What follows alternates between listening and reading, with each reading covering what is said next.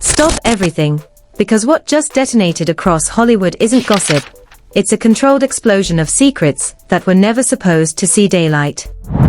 Jaguar Wright has stepped back into the spotlight, and this time she didn't rant, she didn't ramble, she unloaded. Slowly. Deliberately. With names. In a live moment that felt more like a warning than a reveal, Jaguar claimed the industry has been quietly protecting a circle of A-list celebrities connected to Teyana Taylor through what she describes as a dangerous chain of private decisions, buried fallout, and enforced silence. This wasn't about love stories or messy breakups. This was about consequences no one wanted discussed and reputations no one wanted cracked. According to Jaguar, once certain lines were crossed, Hollywood went into lockdown mode. Lawyers activated. NDAs slid across tables. Publicists rewrote timelines. Behavior shifted overnight. Relationships ended without explanation. Careers stalled. Emotional breakdowns were reframed as burnout. And anyone who looked unstable afterward, quietly discredited. Not because they were lying, but because the truth made them inconvenient. Names like Iman Shumpert, Drake, Chris Brown, Aaron Pierre, Kanye West, even Leonardo DiCaprio were dragged into the conversation, not as accusations, but as pieces of a pattern Jaguar says has been hiding in plain sight for years. And here's the chilling part. She claims what we're seeing now isn't backlash, it's containment failing. Because once silence cracks, it doesn't explode. It leaks. And what's leaking right now threatens to expose how far the industry will go to protect itself when trust becomes a liability. The moment Jaguar Wright went live, the tone was wrong in a way people couldn't explain at first. This wasn't her yelling into chaos. This wasn't a spiral. This was measured. Calm. Almost surgical. She paused before speaking, letting the silence stretch long enough to make viewers uneasy, and then she said something that instantly changed the temperature of the room. She claimed Hollywood has been guarding a secret so tightly that even the people affected were never fully told what they were walking into. Not a scandal meant for headlines. A situation meant to be contained. She didn't start with Teyana Taylor's name. She circled it. Talked about patterns first. About how the industry responds when risk shows up where profit lives. According to Jaguar, when private situations start creating unpredictable fallout, the first move isn't honesty. It's coordination. She described a familiar playbook. Conversations move off text and onto phone calls, meetings stop appearing on calendars, and suddenly everyone is busy, but no one is unavailable. She claimed this playbook has been used more times than fans realize, and this time, it involved some of the most recognizable faces in music, sports, and film. Then she said Teyana's name. The chat exploded instantly. Jaguar didn't accuse her of wrongdoing in the way people expected. Instead, she framed Teyana as the center of a situation that grew far beyond personal relationships. According to Jaguar, choices made behind closed doors created ripple effects that touched multiple careers, and once those ripples started becoming visible, the industry closed ranks. She claimed the goal was never to protect people emotionally. It was to protect narratives. She pointed first to Iman Shumpert. Not dramatically. Almost gently. Jaguar claimed he was one of the earliest people to sense something was off, not because of public drama, but because of subtle shifts that didn't make sense. She alleged his demeanor changed before the public ever noticed cracks in the marriage. More guarded. Less present. Conversations that felt heavier. According to her, those around him noticed the change, but didn't understand it until much later. To fans, the divorce looked sudden. To Jaguar, it was the first visible fracture in a much longer, quieter process. From there, the names started stacking. And with each one, the implications grew heavier. Drake. Chris Brown. Not named as villains. Named as intersections. Jaguar claimed these weren't random mentions, but examples of how proximity works in elite circles. Overlapping spaces. Shared environments. Private access. She suggested that when situations become complicated in those spaces, transparency becomes a liability. Silence becomes currency. Then she mentioned Aaron Pierre, and the energy shifted again. Jaguar described him as someone unprepared for the machinery he walked into. According to her, what fans interpreted as post-breakup moodiness or emotional distance was something deeper. She claimed he was left confused, anxious, and quietly isolated after realizing he had been part of something much larger than a relationship. Not informed. Not protected. Just expected to move on like nothing happened. She suggested the industry doesn't comfort people who ask questions. It distances them. As Jaguar spoke, viewers began connecting dots in real time. Social media flooded with clips of old interviews, paused and dissected. Fans noticed how often people involved disappeared briefly at critical moments. Projects delayed without explanation. Tours postponed. Films quietly pushed back. At the time, these were chalked up to scheduling conflicts or burnout. Jaguar claimed they were symptoms of something else entirely. Then came the name that made everyone sit up straight. Leonardo DiCaprio. Jaguar didn't accuse him. She didn't need to. She spoke about proximity again. About how certain names carry so much weight that even being adjacent to a situation triggers immediate containment protocols. According to her, once a name like that enters the same orbit, the industry response becomes aggressive but invisible. No scandals.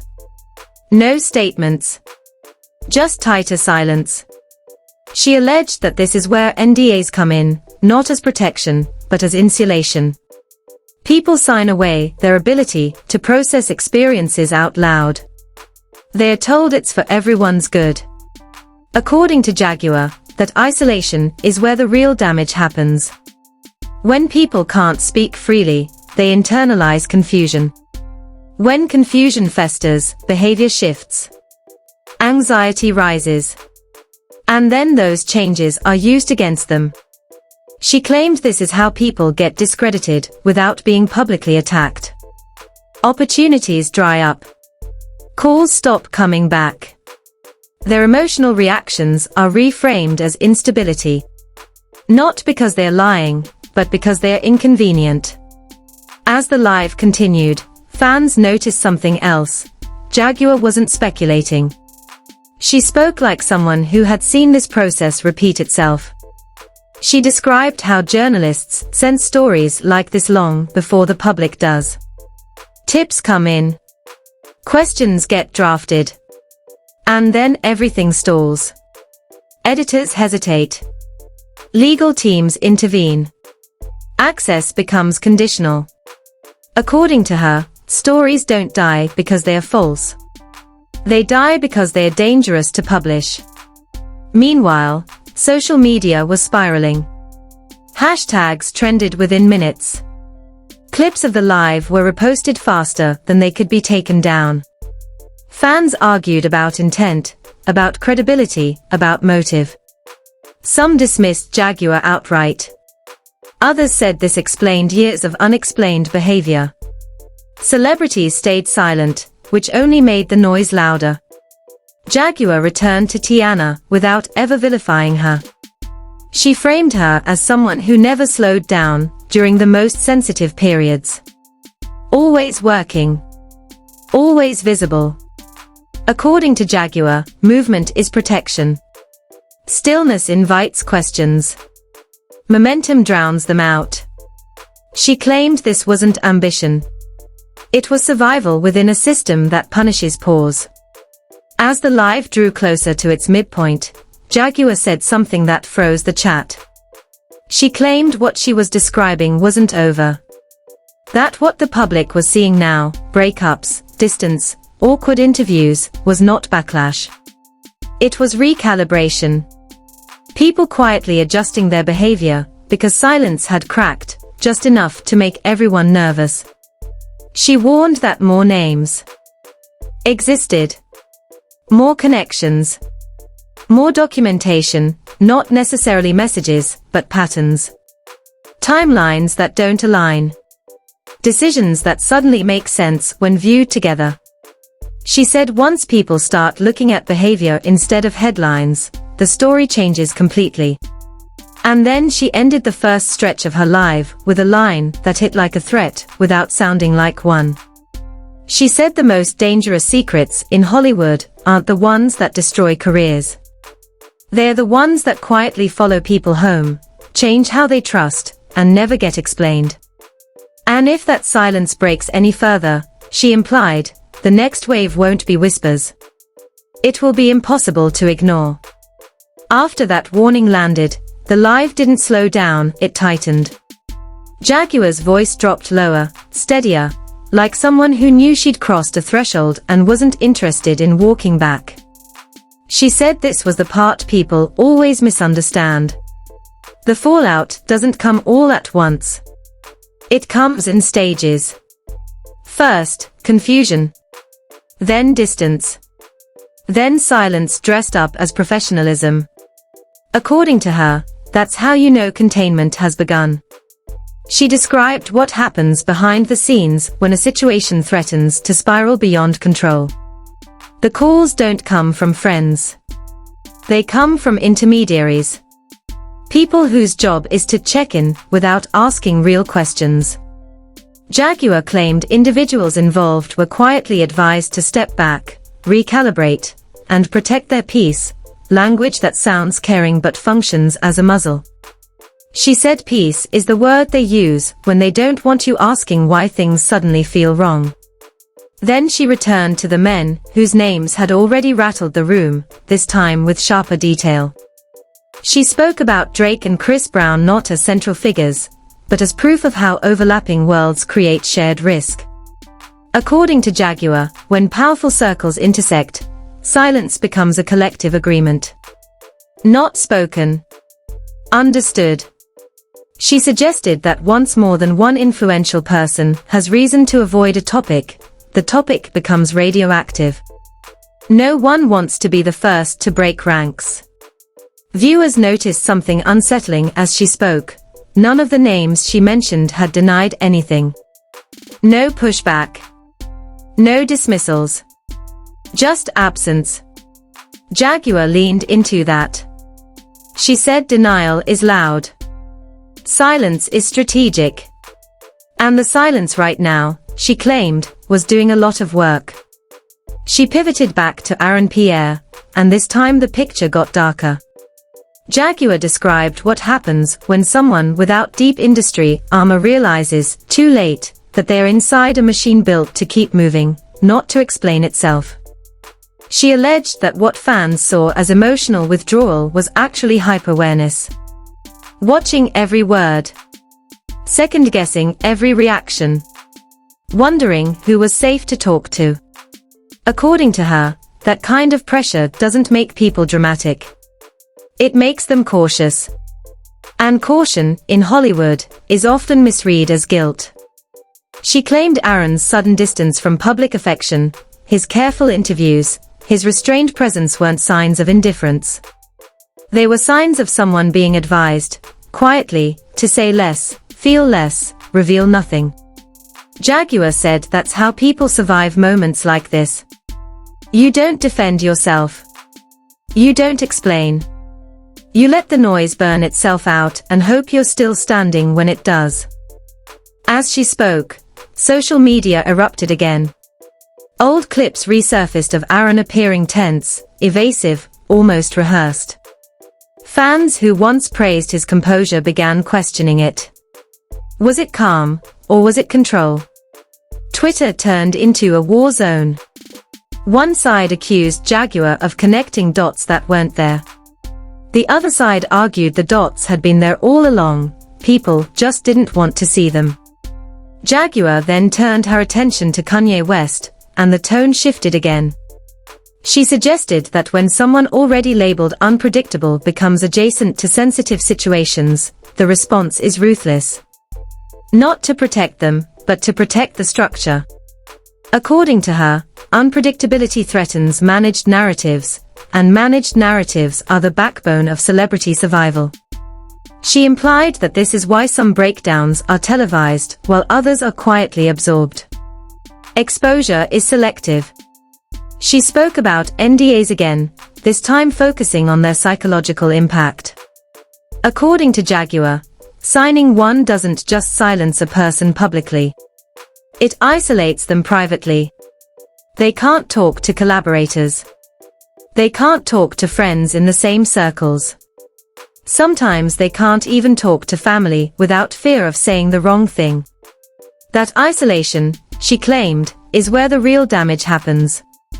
People start questioning their own experiences, wondering if they imagined the discomfort, if they misunderstood the shifts, if they are the problem.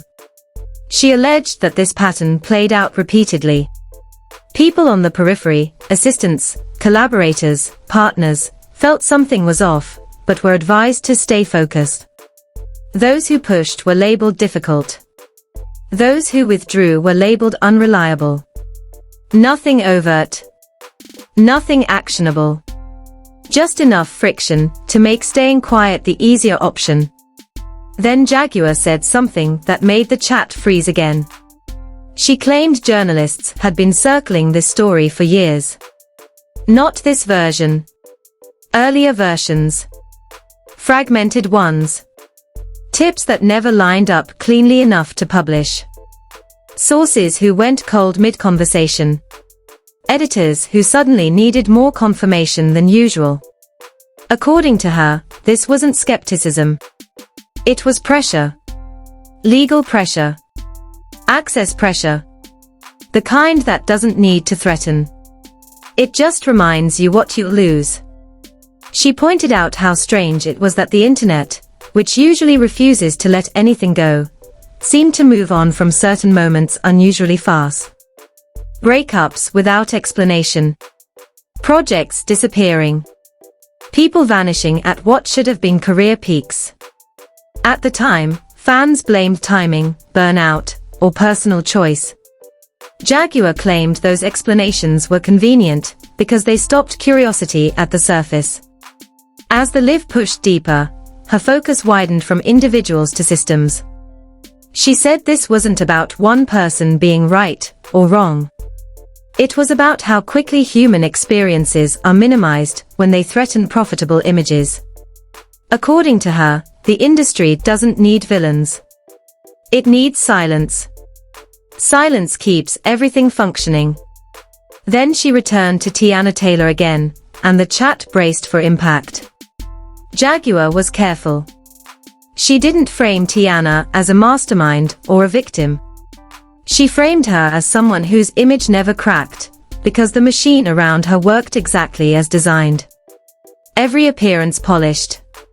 Every absence explained. Every question redirected. According to Jaguar, that level of consistency doesn't happen accidentally. It happens because many people benefit from it staying intact. She claimed the people who paid the highest price weren't the ones in headlines. They were the ones in between. The ones without teams strong enough to insulate them. The ones who sensed danger too late. According to her, those are the people who disappear quietly, carrying confusion they're not allowed to name. As the live stretched on, Jaguar's tone shifted from revelation to warning. She said the industry was already adjusting. Not publicly, internally. Conversations changing. Language tightening. Circles shrinking. She claimed that when silence starts getting questioned, power doesn't lash out. It recalibrates. She ended this stretch by saying something that reframed everything viewers thought they were watching. She said this wasn't a scandal unfolding. It was a stress test. A test of who would stay quiet. who would ask questions, and who would become inconvenient just by hesitating. And according to Jaguar, the most dangerous phase hadn't even started yet, because the moment people stop accepting surface explanations is the moment the real story begins to move. And once that happens, she warned, there's no way to contain what comes next. By the time Jaguar reached the final stretch of her life, the atmosphere had changed completely. This was no longer about shocking names or dramatic implications. It felt heavier, like a reckoning that had been circling for years and finally found a voice reckless enough to say it out loud. Jaguar made it clear that what people were reacting to wasn't exposure, it was recognition. She said the reason this conversation hit so hard was because too many people had already felt the effects without ever understanding the cause. She leaned into the idea of recalibration, explaining that the industry doesn't collapse when challenged. It adapts. Quietly. She claimed that in the days following her live, conversations behind closed doors shifted. Not panic, not outrage, caution. Meetings became shorter. Language became vague. People started watching who spoke and who stayed silent. According to her, this is the phase where loyalty is measured not by what you say, but by what you refuse to question. Jaguar suggested that proximity itself became dangerous. Not guilt, association.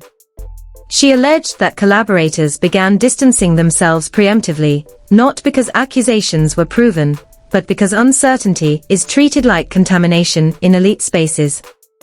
Invitations stopped coming. Appearances were declined without explanation.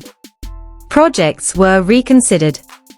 She framed it as an invisible ripple effect that most fans would never notice, but insiders immediately recognized.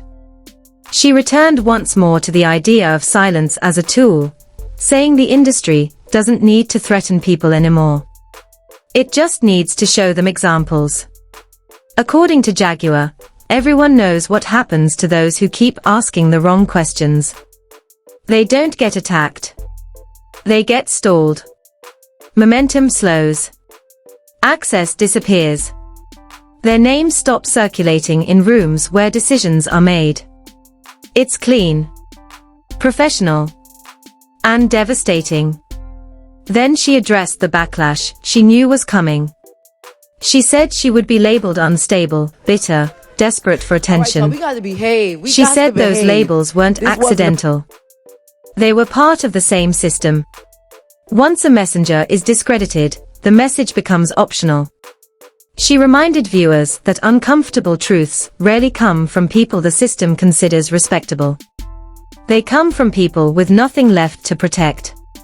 Jaguar widened the lens again, pulling the focus away from individual celebrities and back onto infrastructure.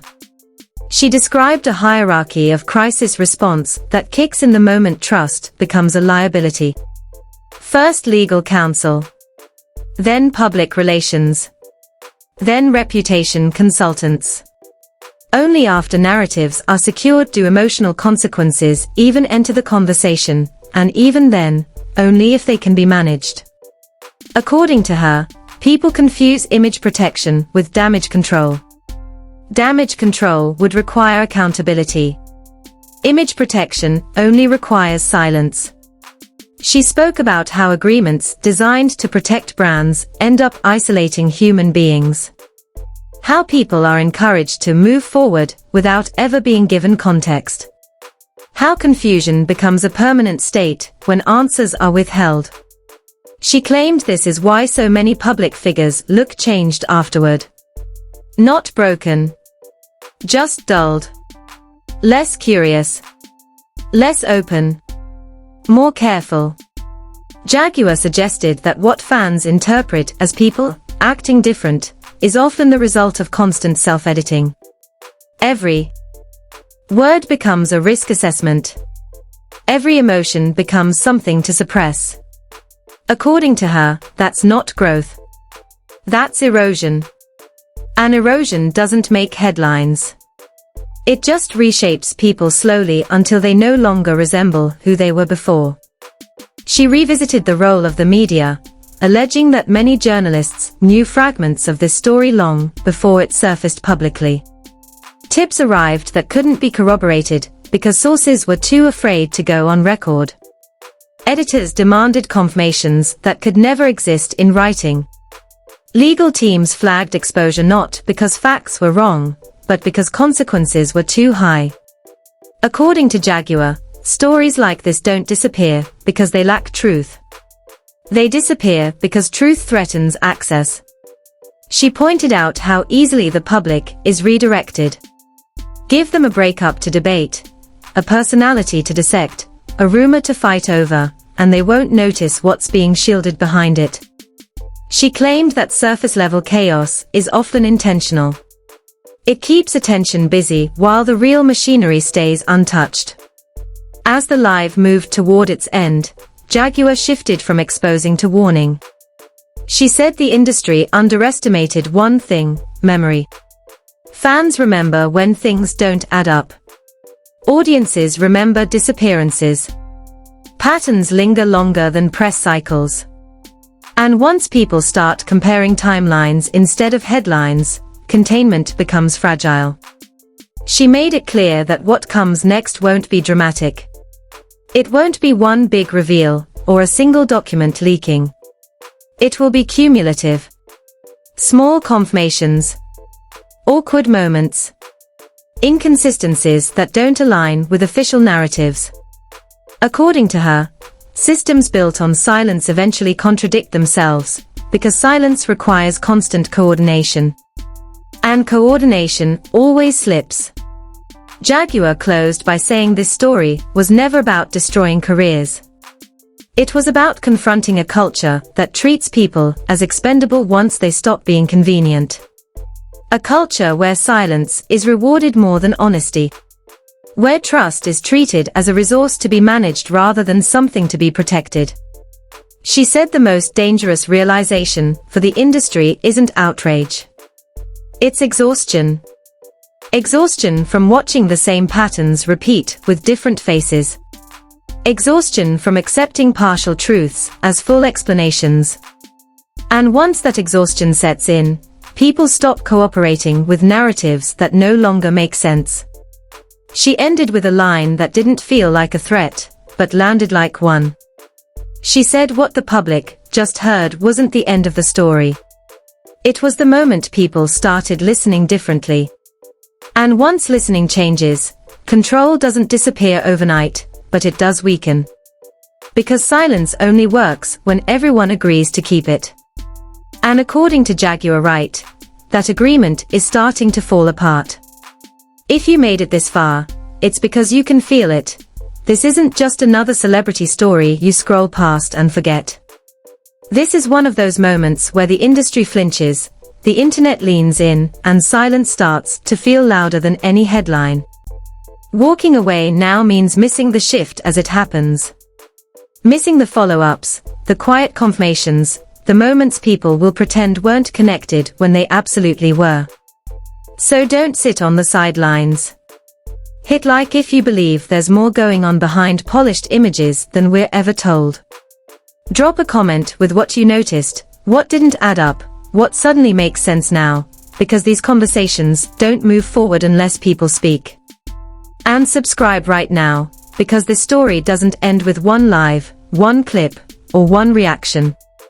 It unravels slowly, and the people paying attention early are always the ones who understand it first. This is the kind of situation where details disappear, narratives get rewritten, and only those who stayed locked in remember how it really started. Don't be the person catching up months from now asking, how did we miss this? Stay here. Stay watching. Stay alert. Because once silence starts cracking, the next thing to break is the illusion, and when that happens, it happens fast.